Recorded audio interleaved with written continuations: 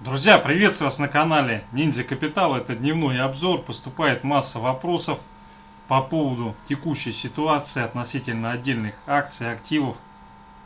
Корят меня, что я евро рубль не рассматриваю. Сейчас мы его посмотрим детально. И еще такой момент. Календарь событий. По Германии вышел не очень хороший индекс экономических настроений и текущих экономических условий. Особенно индекс экономических настроений, он просто рухнул. Там и наводнение, и с ковидом, вот все эти прогнозы по поводу развития дельта-штамма. Ну, здесь получается ситуация, когда для Германии, для Европы очень сложная возникает штука, все это в совокупности. Потому что по еврозоне индекс экономических настроений ЗЕВ тоже просел очень существенно. Был 61, стал 43. Так, ну в России сейчас предполагается проблемы с бензином, очередные грабли постоянно с бензином. Давно уже пора, можно было все это дело отрегулировать и решить, но каждый год, а то и чаще возникает проблема с ростом цен на топливо и, соответственно, его экспортом. Ну, это ситуация, которая будет опять оказывать влияние на рост индекса потребительских цен и на инфляцию. Потому что если растет топливо, то растет все остальное, поскольку топливо необходимо для того, чтобы ввозить товары и предоставлять услуги. Так, друзья, давайте начнем, наверное, с нефти. Что тут по нефти у нас происходит? Сейчас идет попытка разворота. И, соответственно, можно сказать, что пытаются нефть завалить окончательно. Здесь текущая формация действительно она, ну, отчасти может трактоваться как разворотная, но на что хотел обратить внимание, уровень, который 68,9, даже он немножко сейчас поднялся в район 69,05. Если этот уровень в результате отката не пробивается, то вот эта попытка разворота, она завершится консолидацией, дальнейшим движением. На повестке дня стоит цель 70,5. Ну даже 71, 70,7, вот этот диапазон. Сейчас вот если пробоя не будет, то все нормально, тогда здесь все это дело законсолидируется и пойдет уже сегодня наверх. Так, далее рубль-доллар, давайте сишечку посмотрим, часовой таймфрейм. Ну здесь видите, лежит на уровне 74, 73 974. Соответственно, для того, чтобы развилось укрепление рубля, нужно убедительно пробить сначала этот уровень, потом уровень 73 800. Поскольку такого движения сейчас, я предполагаю, не произойдет, то здесь будет боковик, и потом этот боковик должен разрешиться, ну, по логике вещей, пробоем 74 200, ну и движением хотя бы на 74 500.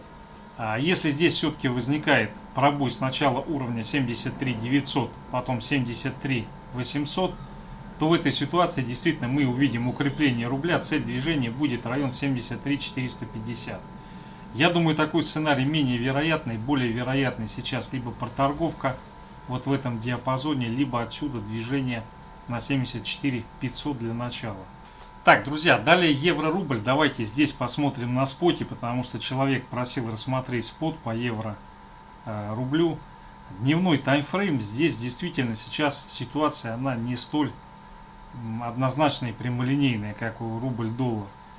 Здесь вот наметилось движение, цель которого потысить 85,9, 85,75, вот этот диапазон. Если переходить на часовик, то сейчас у нас есть волшебная линия, которая может развернуть, отразить падающий евро и устремить его в высоты. Вот сюда вот, например, на 86,45 или 86,5. Потому что у нас здесь намечается двойное донышко.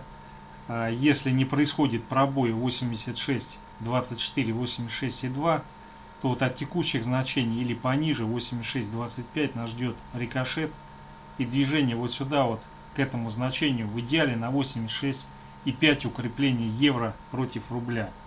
Но сразу скажу, здесь сейчас разворотная формация в евро-рубле не сформировалась. И большой вопрос, вот это движение, оно приведет к пробою 86,25 или нет.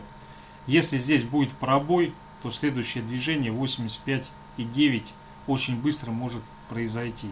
Здесь есть ряд противоречивых факторов, но я думаю, скорее всего, будет преобладать тот фактор, который связан с разворотом и ростом евро против рубля. Так, друзья, далее вопрос был сакральный по серебру. Что делать с серебром, как это самое дальше действовать и так далее. Потому что кто-то брал его на долгосрок. Ну, есть все основания для того, чтобы оно на $50 сходило. Вопрос только, когда это будет реализовано. Смотрите, вот сейчас ставлю недельный таймфрейм. По недельному таймфрейму немножко оно не допадало. Вот ему бы сюда, к этому диапазону бы сходить. Когда падение не происходит в полном объеме, это всегда оставляет массу возможностей для обходного маневра. Поэтому лучше бы оно ударилось сюда и даже немножко бы пробило. Но такого не произошло. Так, друзья, смотрите, на дневочку сейчас перейдем по серебру. Ну, действительно, ситуация, с одной стороны, она очень страшная, и с другой стороны, масса целей не отработанных. 28,5 и 30 остались. На самом деле, с моей точки зрения, самое страшное движение, оно было вот здесь вот. Здесь уже просто такое ощущение идет добой, добивание тех, у кого не сработали стопы. И, соответственно, здесь на текущий момент посмотрим, как серебро развернется, не развернется уже от уровня 23.45. Потому что по-хорошему, для того, чтобы был мощный отскок, необходимо сильно удариться в 22. Переходим от дневки к часовику.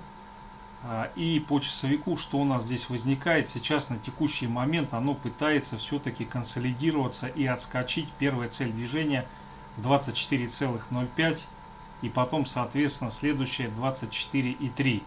Вот сейчас на текущий момент, сегодня до конца дня, если не будет пробития 23,2, 23,15 вот этого диапазончика, оно здесь собирается силами и отскакивает либо сегодня чуть попозже, либо завтра на 24,05.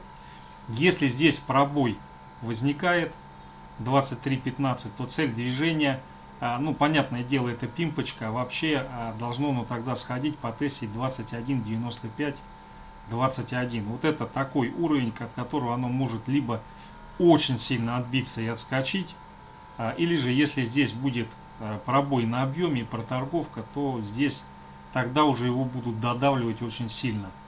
Итак, резюмирую, по серебру сейчас на текущий момент здесь идет консолидация, которая в случае отсутствия пробоя 23.15 приведет к отскоку сюда, сюда и потом и выше. Если здесь возникает пробой, то оно уходит тестировать 22, 21.95, 22. Сейчас, я думаю, более вероятен все-таки отскок, потому что оно очень сильно попадало, и по сути все стопы, все, что там было, оно все смело. Основная цель так называемых, кого называют в крипте киты, ну или я не знаю, там кукол, маркетмейкер, это заработка денег.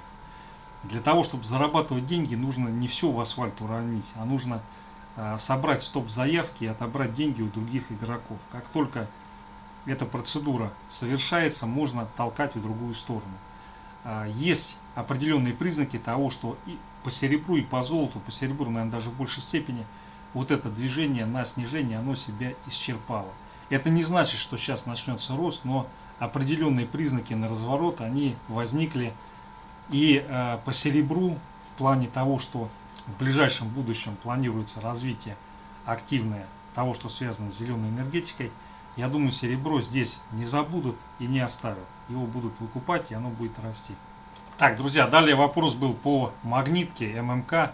Американские банки, конечно, очень мощно натарили, особенно магнитку, для того, чтобы регулярные дивиденды получать в дальнейшем.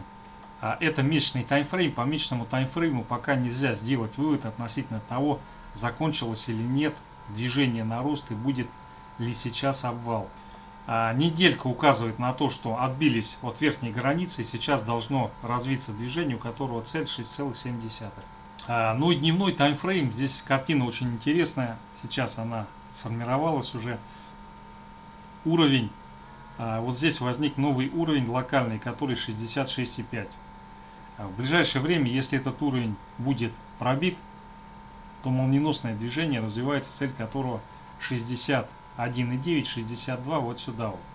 Если здесь не возникает пробоя сегодня, завтра, послезавтра, то отсюда будет отскок. Цель этого отскока потестить 70,24.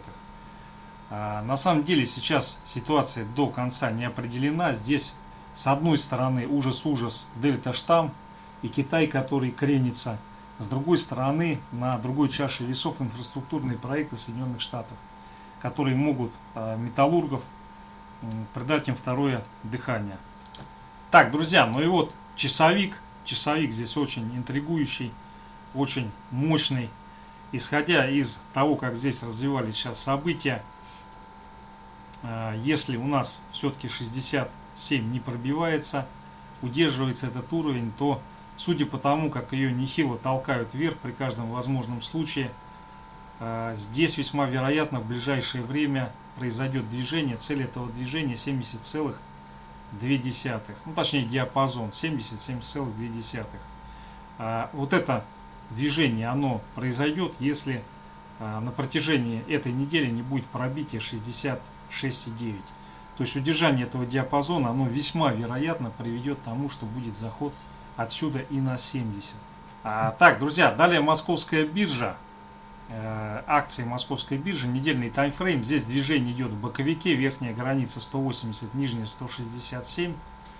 Соответственно, сейчас для полноты цикла должно быть завершение вот этого движения на 180, там сколько, 5 рублей осталось.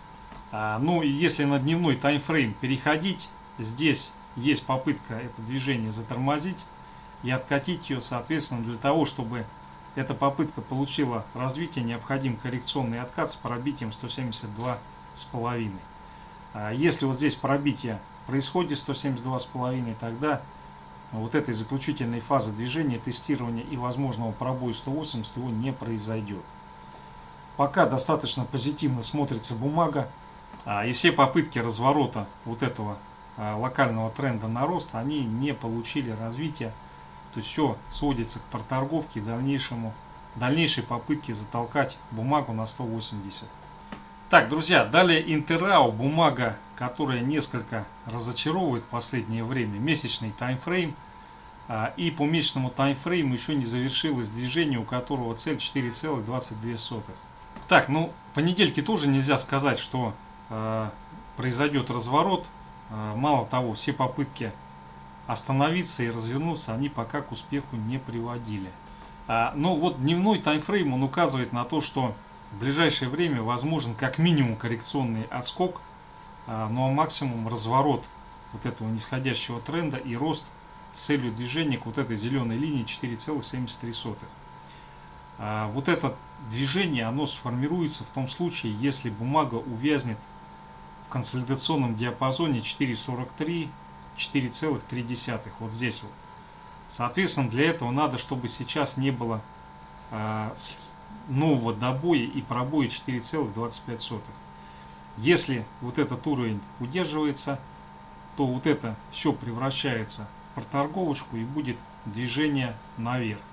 Если не удерживается, если повторное тестирование и пробой, то она пойдет искать поддержку на свой сильный уровень 4 рубля. Друзья, все основные активы, по которым были вопросы. Спасибо за внимание, успешных торгов.